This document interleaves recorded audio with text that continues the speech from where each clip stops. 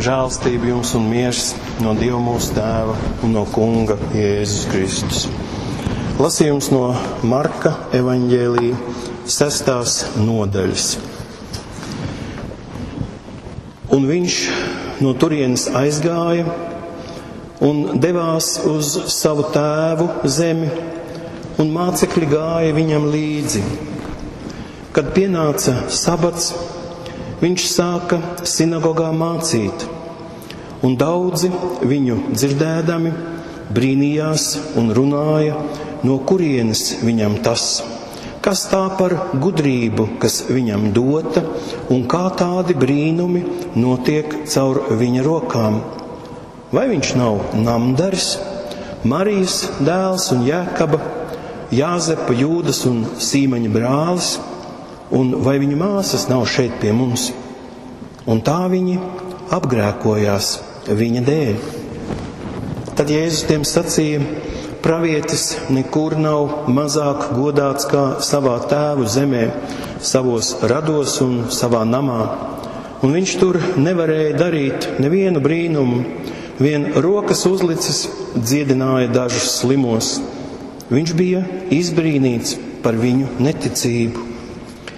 Viņš mācīdams pārstaigāja apkārtnes ciemus, tad viņš aicināja 12 mācekļus un sūtīja viņus pa 2, deva tiem varu pār nešķīstiem gariem, un viņš tiem piekodināja neko neņemt līdzi ceļā, kā vien spieķi, ne maizi, ne somu, ne naudu jostā, bet apaut sandalis un nevilkt 2 svārkus mugurā.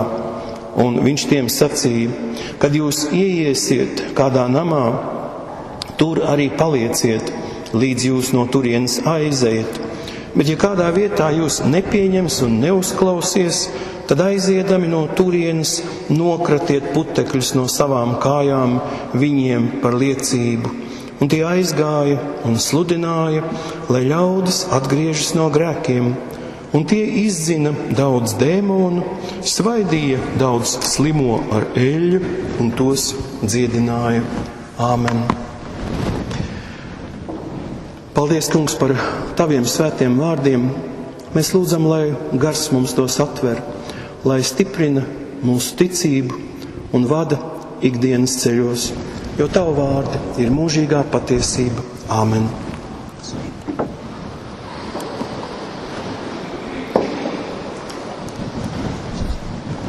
Kā jūs redzējāt, es šodienas jaunās derības lasījumus lasīju no jaunā tulkojuma. Tie skan mazliet citādi, bet tā ir atkal iespēja tajos uzmanīgāk un no jauna ieklausīties. Visos šodienas rakstu lasījumos ir kāda kopīga iezīme. Kāds runā tādas lietas, kas priekš viņa personas citiem ir negaidītas. Vai tas būtu pravietis, vai kā Pāvils, cilvēks, kas caur īpašām atklāsmēm ir kaut ko sapratis, bet neviens viņu teiktajā neieklausās. Vienkārši noliedz, varbūt pat apkaro, jo šis teiktais traucē pastāvošo kārtību. Bet, lai tas tā notiktu, tad kāds ir uzņēmies uz sevi tādu atbildību, ka viņš ir tā instance, kam ir iespējams noteikt, kas ir taisnība un kas nav. Tā ir arī šeit evaņģēlijā ar Jēzu, kad viņš atgriežas savā dzimtajā pilsētā. Te mēs varam redzēt arī kādas lietas, kas mums var palīdzēt arī tieši šodienas dzīvē. Atgriešanās mājās, tas vienmēr ir saistīts ar prieku, kad tevi kāds sagaida, kā līdzībā par pazudušo dēlu, bet arī citos gadījumos, kad nav šai atgriešanās būtībai kāda īpaša nozīme, mums vienmēr ar dzimto vietu saista atmiņas un cerības, ka mēs varētu varbūt atgriezties atkal iepriekšējā dzīvē, kur nebija mums tik daudz problēmu, nebija arī tādas atbildības.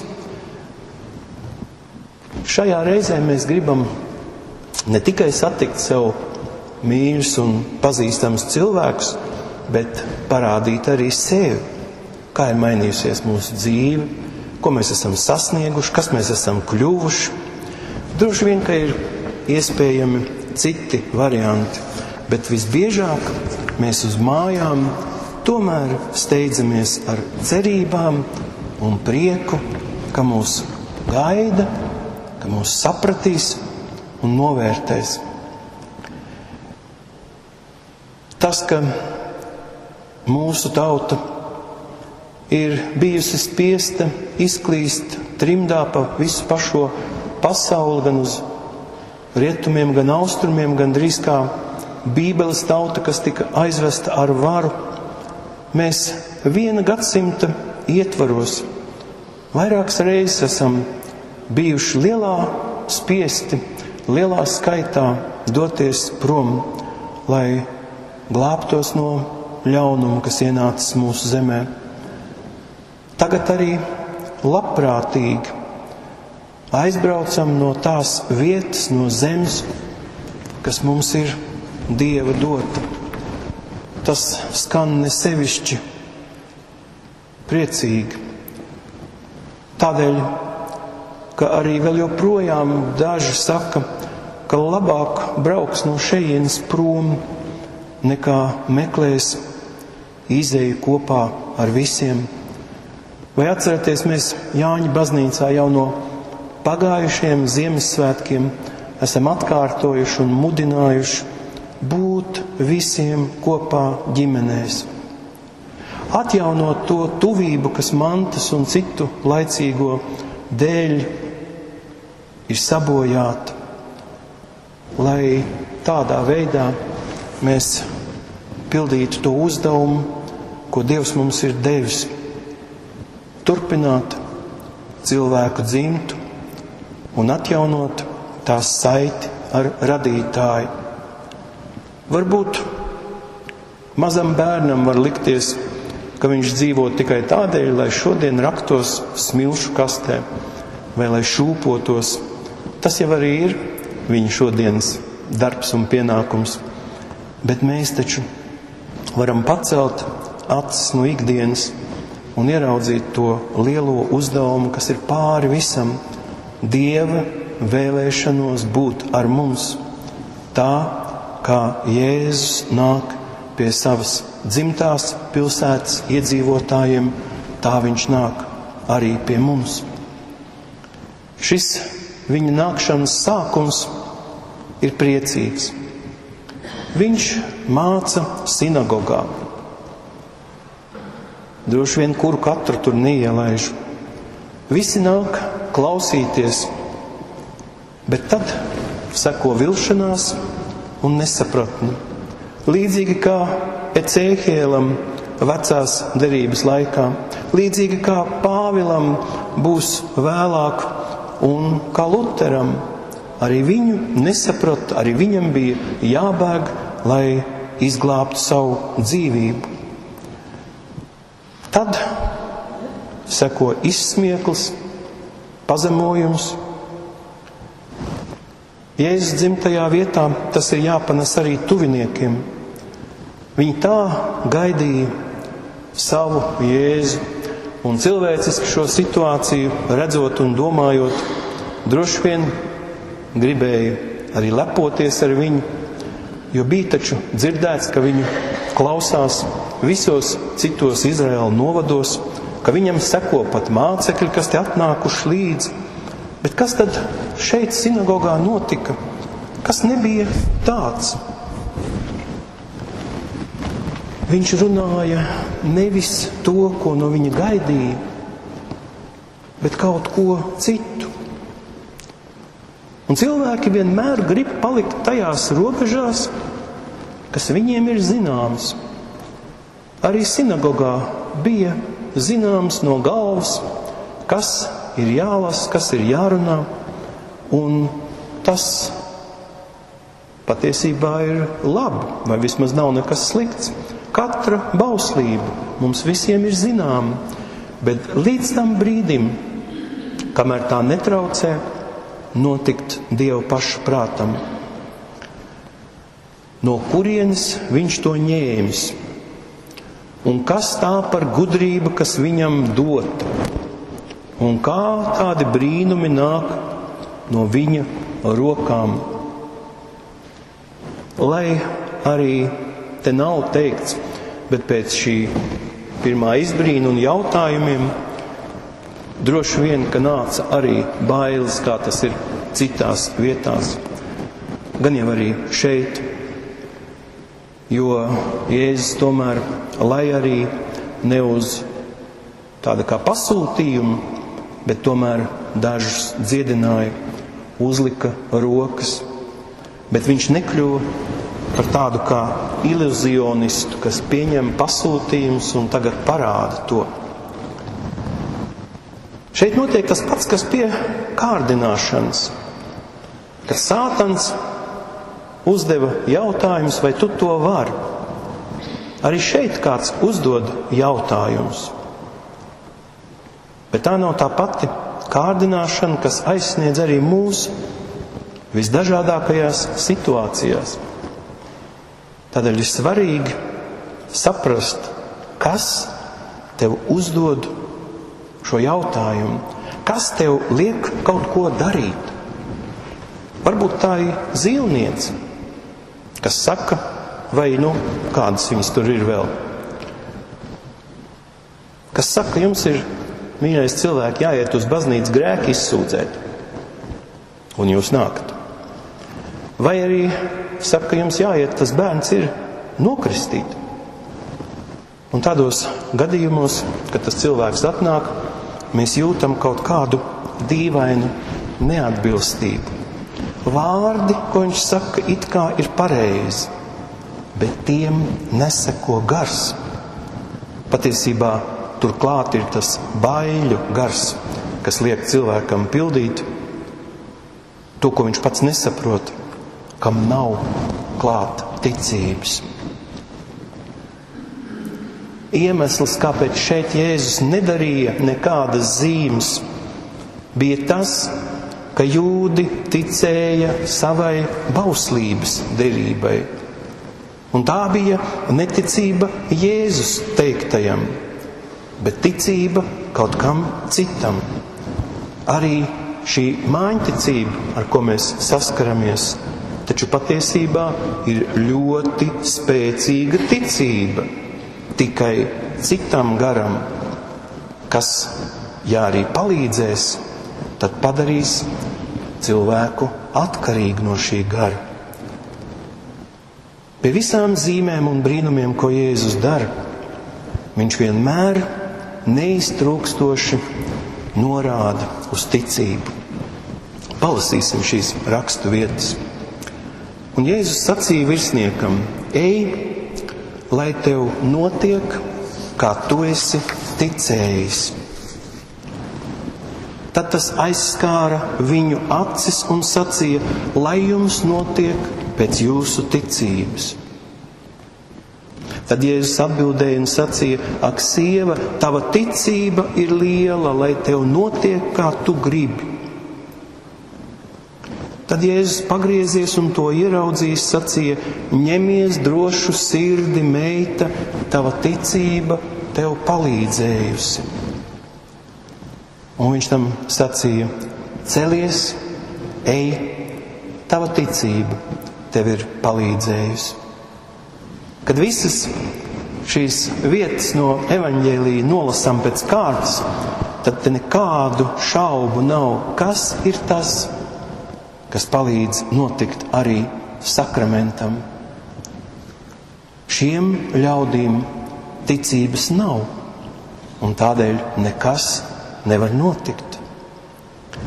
Neticība Jēzum tika pamatot ar to, ka viņš nav nekas vairāk kā cilvēks, kā pierādījumi piesaucot viņu ģimeni, kas tur sēž māti, brāļus, māsas, cilvēkus, kas tur bija atnākuši, klausās, kā viņš māca, un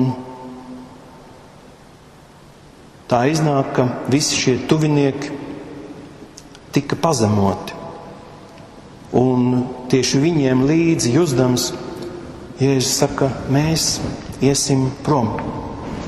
Mēs te vairs necīnīsimies un nemeklēsim taisnību, jo tas būs nevis uz manu, bet uz manu tuvo cilvēku rēķinu.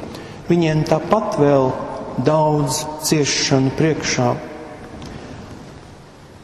Arī mūsu laikos ļaudis bieži ņirgājas par baznīcu, par ticību, par pašu Dievu. Tad reizēm tā pazeb prātā doma, bet tad jums nemaz nav bail, ka jūs tā darat. Bet tie cilvēki ir tikpat neredzīgi kā šie Jēzus dzimtajā pilsētā. Tā nav viņu drosme, bet patiesa neticība vai ticība kaut kam pavisam citam, kam nav ar Dievu sakara. Un tā no šī tāda emocionālā notikuma pārdzīvojuma Jēzus saprot vēl pēc iziešanas caur apkārtējiem ciemiem kādu kardinālu lietu. Jūdu tauta nav gatava viņa vārdus pieņemt. Ne tikai savā pilsētā, bet tas, acīm redzot, parādās arī citās vietās. Ir vajadzīgi brīnumi. Brīnumus tos visi ir gatavi prasīt un skatīt, lai viņš parāda. Ne brīdi nedomādam, kas tad ir tas cilvēks, kam ir tādas spējas.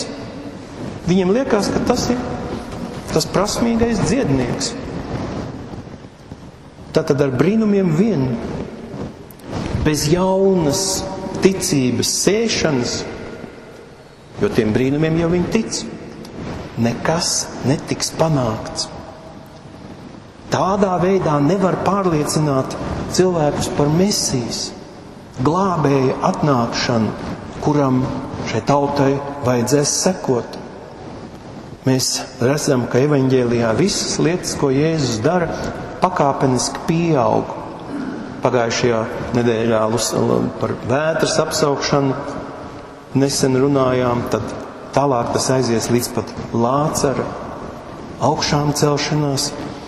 Bet šajā brīdī dzimtā pilsēta Jēzum dod signālu, ka ar viņa paša mācīšanu vien nepietiek. Viņš var būt tikai vienā vietā, ir jāsūta arī mācekļi. Mācīt, rādīt zīmes un stāstīt par savu skolotāju, lai viņa slava celtos visā zemē un lai tiktu sagaidīta viņa ieiešana Jeruzālemē. Šo mācekļu sūtīšanas noteikumu, ko mēs lasījām, bieži tiek visādi locīti, pārprasti, vēl biežāk apzinīgi, citādi pasniegti, lai atkal izsmietu Kristus sekotājus. Tev taču neko nevajag, no visa atsakies un staigā. Sūtnis ir tas pats apustulis. Viņš izvēlas 12. Sūtnis ir sava sūtītāja pilnvarots pārstāvis, kas darbojas tāpat kā viņa sūtītājs. Mēs to labi saprotam, kad runājam par vienas valsts pilnvarotu sūtni, jo uzreiz saprotam, kā aiz viņa, aiz šī viena cilvēka stāv visa viņa valsts. Un katrs vārds, ko viņš saka kādā savā paziņojumā, ir teikts visas šīs valsts spēkā. Tas ir sūtņa gods un atbildība. Caur viņu runā visa valsts. Tieši tā mums ir jāuztver arī Kristus sūtņi, apustuļi, kas darbojas Kristus vārdā, kā aicināts un iecelts Dieva vārda kalps. Tas ir Kristus spēka apliecinājums, un aiz šī sūtņa stāv pats sūtītājs. Tas ir tas negaidītais spēks, par kuru runā Ecēhiels un Pāvils. Kristus saviem 12 apustuļiem deva varu, tādu pašu kā viņam, izdzīt ļaunos garus, un arī mācības vārdi, ko viņi runāja, nāca tādi pat, kā tos teiktu Kristus, jo tie nāca svētā gara spēkā. Nedomāju, ka viņi stostījās un teica, man liekas, kā es sapratu, ko mums Jēzus tur teica, un bīdīja kādas citas savas idejas. Ne, viņi runāja to, ko Kristus būtu teicis. Tādēļ šis sūtņu uzdevums prasīja īpašu sagatavotību. Tam nebija laika. Un Jēzus lika viņiem atteikties no visa liekā. Tas tika prasīts nevis kā darbs, kā šodien kādreiz iztēlo askēzi, kā kādus vingrinājumus, kas ir nepieciešami, lai mēs kaut ko sasniegtu. Atteikšanās bija un ir nepieciešama, lai radītu dvēseles disciplīnu, lai veidotu attieksmi un, kā mēs lasījām Bikts runā, norūdītu sevi. Bet galvenais, lai aizgrieztu prom no domām par sevi un lai visas domas būtu par to, ko saka Kristus. Origēns, kas dzīvoja ap 165. 200. gadu pēc Kristus, teica, ka sekot Kristum vispirms ir paklausības ceļš, un tikai pēc tam nāk ticība. Tas sasaucas ar to, ka toreiz jūdi jau sekoja savai bauslības ticībai, un lai mainītu šo ceļu, bija nepieciešams skatīties pēc ceļzīmēm, kuras tad šeit arī deva mācekļi. Šī atteikšanās ir sevis iztukšošana no visa vecā. Un tad tiek atbrīvota šī vieta Kristum. Mums šis mehānisms, ja tā to var nosaukt, šie Kristus vārdi, daudzreiz ir vajadzīgi mūsu dzīvē. Jo tie vispirms parāda, ka mums ir jābeidz kontrolēt sevi. Ko mēs gribam, ko mēs negribam, tā ir šī sevis aizliekšana, lai varētu pilnībā paļauties uz viņu.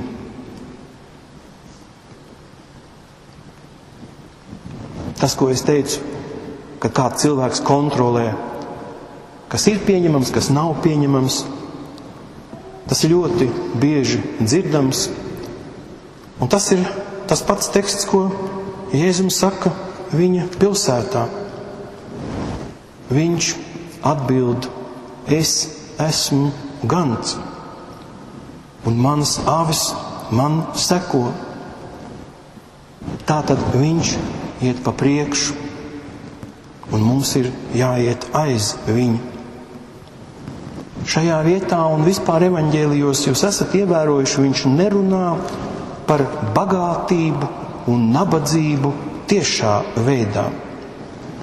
Tajā laikā Izraēlas zeme ir pārklāta ar baltām, skaistām, greznām, marmorā kaltām romiešu pilīm.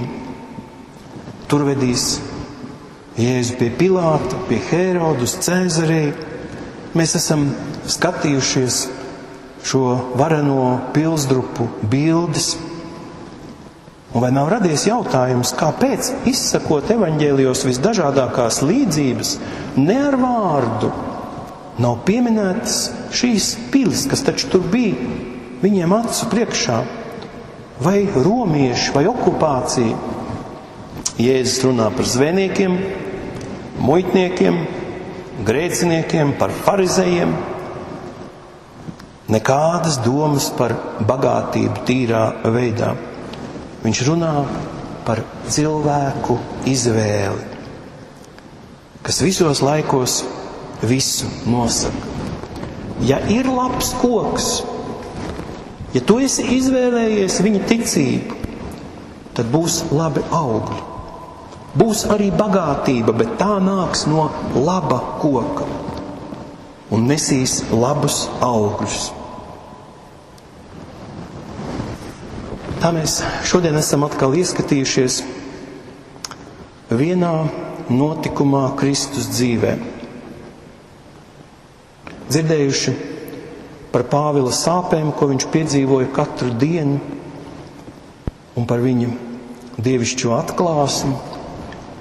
Mēs neesam apustuļi, bet labā ziņa ir tā, ka pie mums tieši tāpat izpaužas Kristus mīlestība. Pateiksimies un dzīvosim ar tās spēku. Āmen.